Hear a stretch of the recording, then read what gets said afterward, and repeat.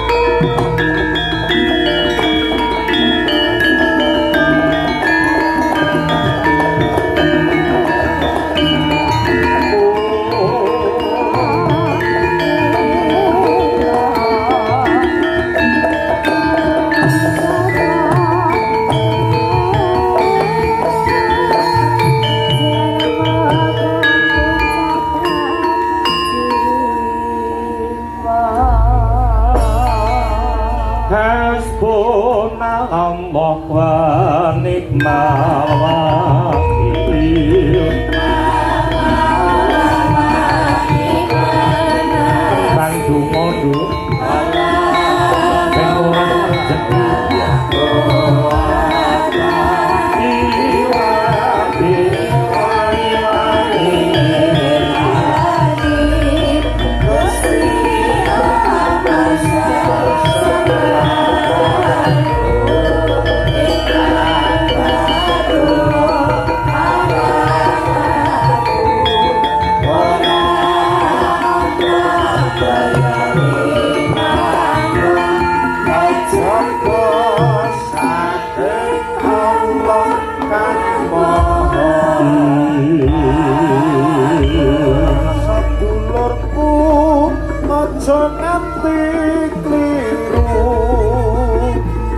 Gusti Allah sesembahanmu rintan lan dalu mong limang wektu kanggo brasta mungkar lan nafsu.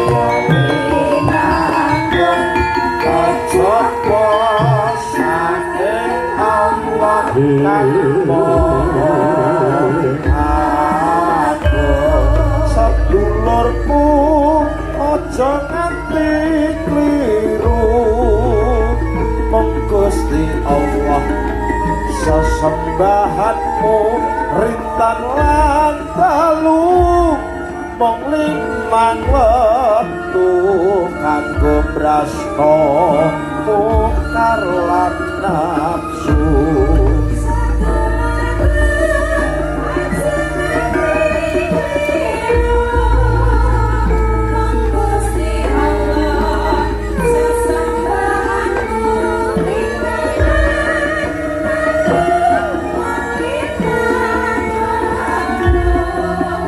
Alhamdulillah la kaula wala quwata illa billah.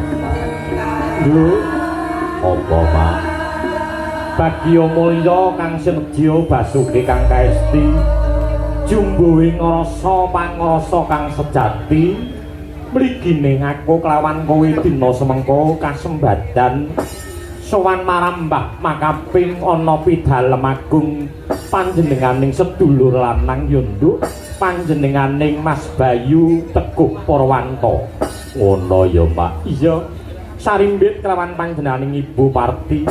Weh, ngono. Iya. Kang sembodo netepi marang darmaning sepuh Yunduk.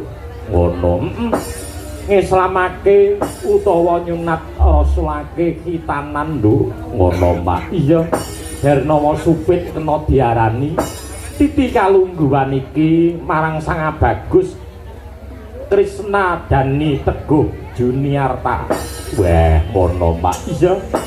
Muga wakil dewasaning sembodo ya kuwi mau dadi bocah kang miguna netepi marang dharmane cunduk kelawan agamane yo nduk ngono ya mak iya kalebu ya kuwi mau miguna tumraping nusa kelawan bangsa munggahe marang agama kang rinasuk weh jumbuh kelawan idam-idamane wong tuwa weh ngono mak iya titi kalungguhan iki sangka bombong seneng bungah rasaning panggalih nduk iya kuwi mau rasa syukur marang nikmating Gusti Allah ya kuwi mau dibabarake kanthi pagelaran wayang kulit iki rangkaian saka acara sing wis ya mak dina Kamis kae pengajian utawa selawatan iya sing asta panjenengane Kiai Haji Sopyan Rias utawa Mbah Jambrung iya terus ingkang angka 2 ya kuwi mau Campursari ALX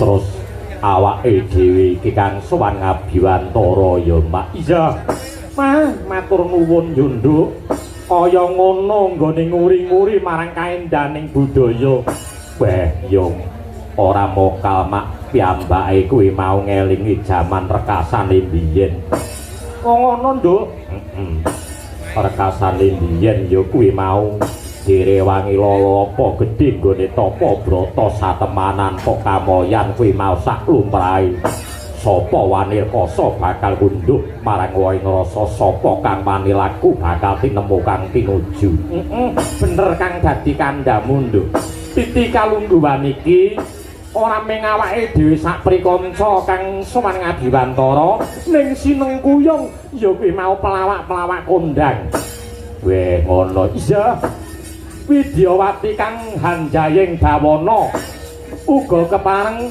ya kuwi mau ngregengke jroning sasana miwah swasana ing wengi iki nduk ngono ya mak iya ing antaraning sapa wae ya kuwi mau Mas Garing Tralala sing saka Surakarta iya Mas Garing Tralala sinambung ya kuwi mau anakku wedok weh anakmu wedok ya kuwi mau genduk ajeng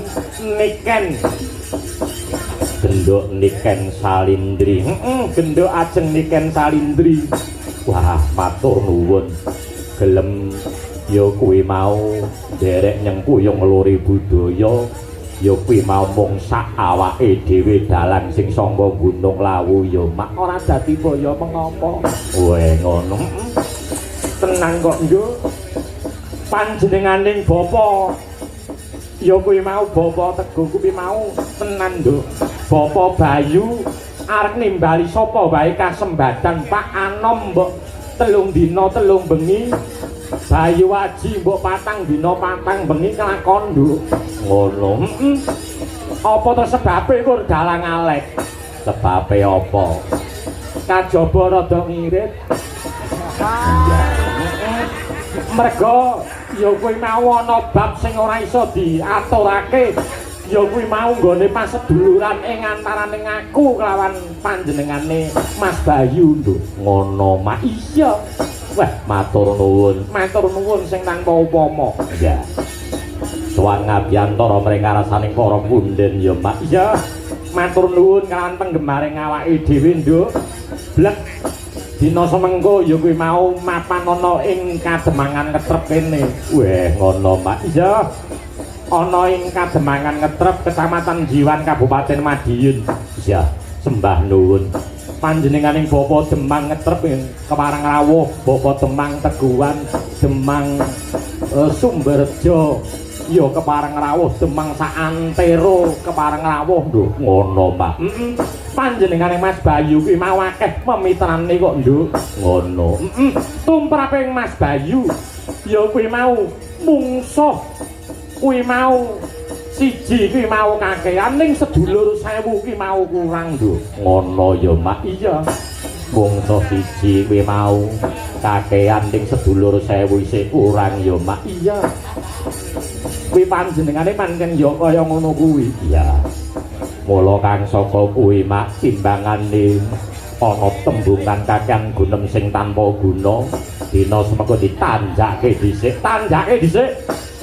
Ya kuwi mau Mas Garing, Nduk. Ya diunggahke nang panggungan slampatke to.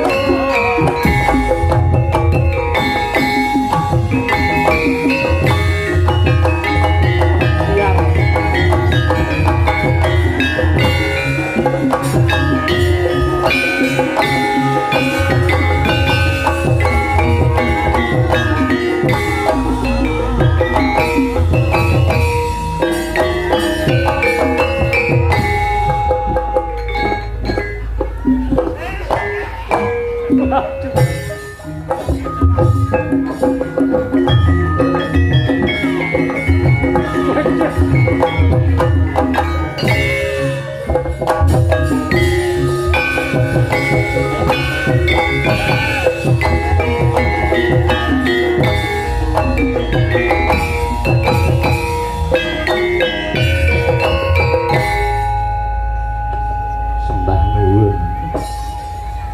Nata ampekan. Isih bapakku. Nggih. Wilujeng dalu Mas Gareng. Dalu mak cange Mbak Limbuk. Nggih. Bapakku cintaku sayangku. Alah, alah. Alhamdulillah. Alhamdulillah panggih malih. Dipertemukan kembali. Dipertemukan kembali. Panggih malih. Nggih. Dalu niki langkung seger, langkung gayeng. Nggih. Penonton melimpah ruah Nggih. biasa. Luar biasa.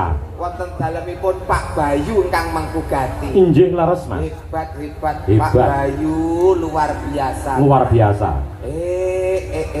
Gawe pangeram-eram Pak Bayu wonten jiwan mriki. Lah nggih to. Nggih to. Penonton kok kaya ngene akeh. Nggih. Jan mongko hiburane pun kawit 3 dina wingi kabare Pak. Nggih. Duwe gawe nganti 3 dina. Kepara malah 4 dina ya, Mas. Jumat wingi nggih. Nggih. Iki wong apa to Pak Bayu iki kok sugih.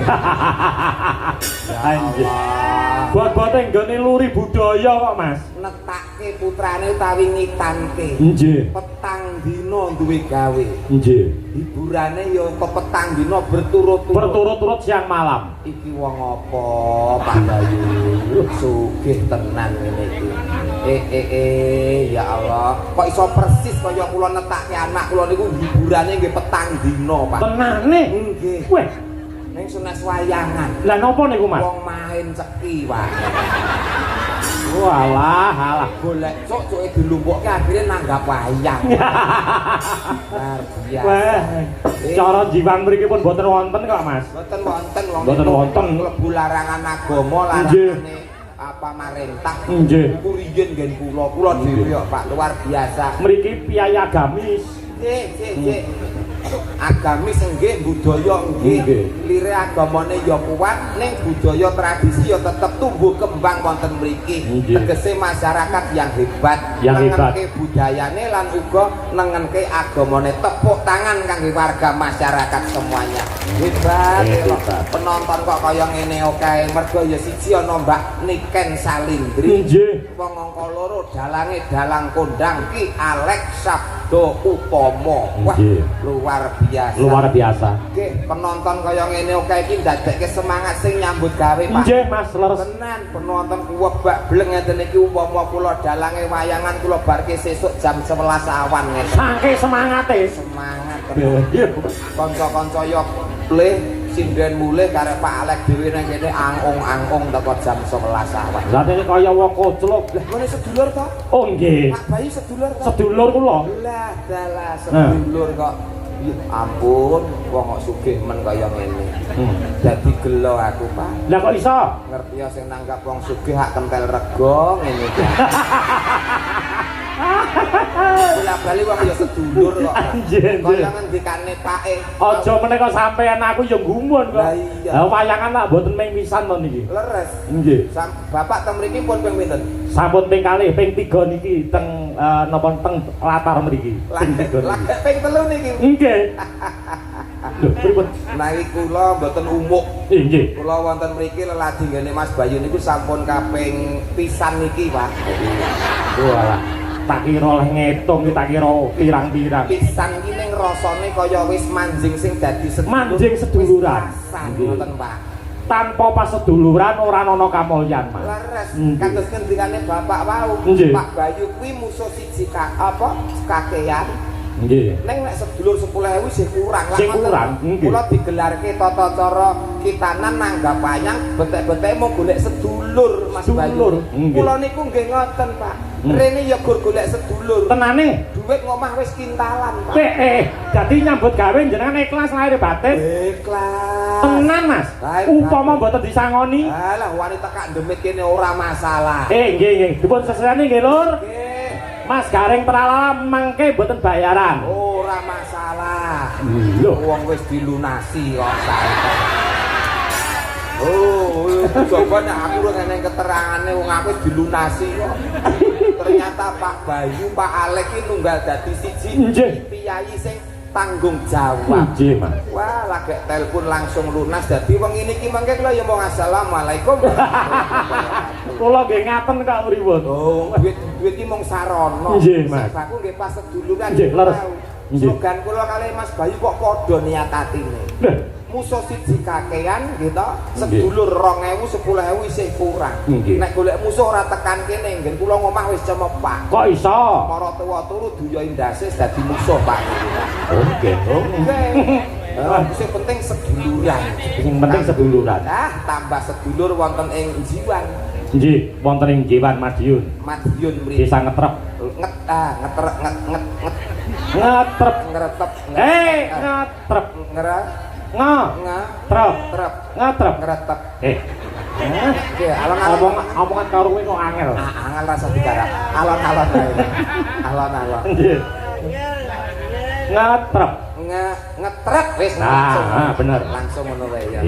Wonten ing ngetrep mriki mugi sedaya warga masyarakat lan sedaya ingkang srami rawuh sedaya pinaringan sehat jasmani, sehat rohani. Amin. Dipun paringi lancar rezekine kathah melimpah berkah barokah. Amin. Sing tetanen yo dongake subur kang tinandur panene melimpah omone ilang. Amin. Sing pegawe mundak jabatane, mundak pangkate, mundak gajine. Amin. Sing sekolah pinaringan pinter berprestasi kaya Mbak Niken Salindri. Insyaallah somben enek menteri sangka kene Allahumma. Amin. Sing baku siji donga sapu jagate Pak. Para pamriksa sedaya warga masyarakat Ngetrep Jiwan sakiwa tengene kabeh pinaringan slamet donyane, slamet akhirate Allahumma. Amin. Pak Bayu sekeluarga bar duwe gawe nanggap wayang dalang kondang, dalang sing tuse apik, trah dalang sing ora tau neko-neko, dalang sing lurus ora tau demenan, dalang sing niki lho aja diomong gitu Mas Ayu. Kula ki junjung pake lho. Wong kula ki ya nyekseni. Kula ki dadi anake pake ki wis kawit puluhan tahun, puluhan tahun mlebu Jawa Timur mergo sing gawa kula lho. 20 tahun punjul kula dadi anake pake. Urung tau krungu kok Pak Alek demenan, urung tau krungu. Lah iki lho sosok skine ya iso sine. Sampai berimpene kok. Wah. Piye omonganmu iki lho? Bojoku melu lho. Primpen sing ngopeni ati. Jogowati. Jaga mata.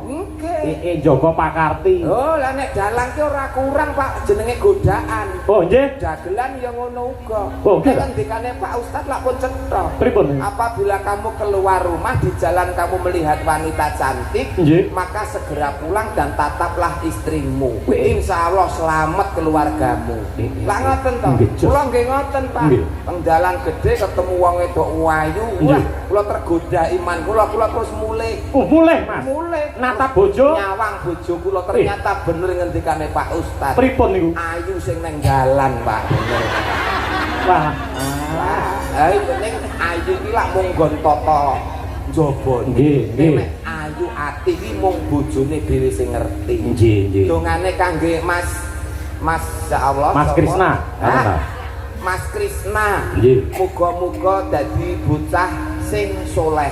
Nggih. Bekti ngabekti marang wong tuwa, agama, nusa lan bangsa. Amin. Tak kundang dadi taruna ingkang saged ngungkuli bapa. Nah, lire taruna ngungkuli bapa, sak mulya-mulyane, sak beja-bejane Pak Bayu sok ben bakal luwih mulya, luwih beja Mas Krisna. Allahumma amin. Amin ya rabbal. Berarti anake sampean ya kaya ngono to, Mas? Alhamdulillah. Ya gareng. Nggih pangestunipun nyopet. Ya gareng to, Pak. Ya kepinterane ya kaya sampean. Lho pripun to? Anak kula sing jenenge Wahya. Wahya Nika kelas 6 SD. Nggih, sing Wahya. Nika wis tak njaluk gamelan kok, Pak. Nyeni budaya. Budaya wong ya rembesane budaya kok. Iso nabuh, iso ndalang, iso gareng. Tak tukokne gamelan, Pak. Ya terus tenong siji tok nggo les dung-dung. Walah. Ya nut kemampuane, Pak. Nut kemampuan. Sing baku wong tuwa ndonga insyaallah tegese engko iso kabul, iso kanggo napake laku anak-anak. Bener Mas. Mbah, yen to paring dawuh Mas Garing ki jan kaya ustad tenan. Kula iki nek ndongakne wong apik, wadene urip kula dhewe muntir, Pak. Tegese luwih becik ndonga apik marang wong liya, pangajak iso balik luwih apik ning awake dhewe. Betul. Ning nek ngucape iki ala ning wong liya, kok nek bakal luwih ala balik ning awake dhewe tak luwih rekoso. Sesuatu yang baik ndang dilakoni ndang ditindakne nggih to Mas. Tegese menyegerakan kebaikan. Nggih. Oh, saestu Mas niku. Nggih. Jenengan swarga kali neraka pilih pundi, Mas? Swarga. Heh? Swarga. Swarga kali neraka? Nggih swarga to, Pak. Wah, kamangka dari ngendikan kecil sekolah agama wis ditajarke. Ya, supaya berperilakulah baik supaya esuk mben kowe munggah swarga. Tetep gadangane swarga. Sesuatu yang baik ndang dilaksanakan ndang ditindakne nggih to? Betul. Nggih. Jenengan milih swarga. Ya ndang budal. Oh, kepleset aku. Pripun? Kepleset nggon menyegerakan iki mau. Lah dadi sesuatu ki ora kudu kok rumsum. Ora kesusu lho. Nggih. Oh, mati iki kabeh nglakoni. Nggih. Ora entuk wedi. Gelem ditandur ya kudu gelem dipanen. Nggih. Mula tembunge mati hurufe MATI. Tegese M, makhluk semua yang bernyawa pasti akan meninggal. Betul. Mati. Nggih mboten. Nggih. Terus M. A akan tetapi tidak tahu kapan tiba saat dan waktunya. Betul. Betul. T tidak harus sakit dulu dan tidak harus tua terlebih dahulu. Nggih betul. I iki sing jenenge takdir. Oh, cetok. Oh, mati yo. Wong mati kok iso dadi mati yo to jenenge. Orang rembug gon mati. Ning rembug ndongakne Mas Bayu. Muga-muga Mas Bayu bar kagungan hajat rezekine tambah ngrembaka. Amin. Ora lokak tambah kebak. Ora kelong bisa gumolong. Insyaallah tahun ngarep tetep syukuran melih. Nanggap dalang Pak Alek. Amin amin Mas. Sing usulke kula berarti kula katut. Nggih, ngantek dalang Alek langsung ben ganti dagelan. Oh, titenono. Janji kula mayang jenengan mesti kula cangke wonten Samarinda ya tak cangke. Cangking. Sesuk jenengan teng pundi, Mas? Sesuk kula ten Kalteng, Pak. Lah kok ora pajak? Anu, kula manut wong kula sing ngajak nggih mung dagelan kok, Pak. Kurane anggarane mung cukup. Wis sampean sesuk yo mayang dhewe. Nggih. Mas, elok ngangge banget nggih. Nggih. Penonton. Iki sing diantu-antu penonton jutaan iki tiada lain tiada bukan hadirnya sang primadona sang idola. Nggih. Nek cara tembunge iki idolane arek-arek utawa idolane cah-cah. Nggih. Idola Genduk Niken Salimpi. Langkung prayogi katuran nggih. Monggo. Pak ingkang murba. Nggih. Monggo.